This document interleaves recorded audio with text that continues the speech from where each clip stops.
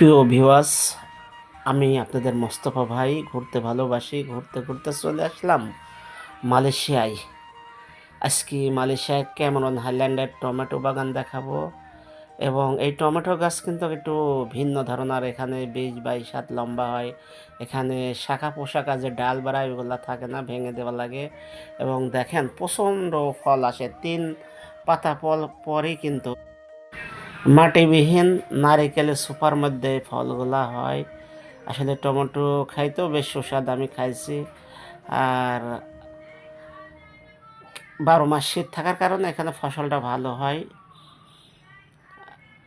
গাছগুলা অনেক সুন্দর এবং পরিচর্যা করা লাগে, বীজ দেওয়া লাগে, অনেক পরিশ্রম করা লাগে।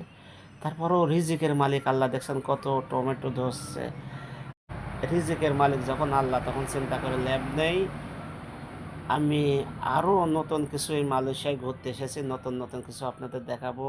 আমার সাথে থাকবেন এবং আমার চ্যানেলটাকে সাবস্ক্রাইব করবেন, শেয়ার করবেন, লাইক দেবেন।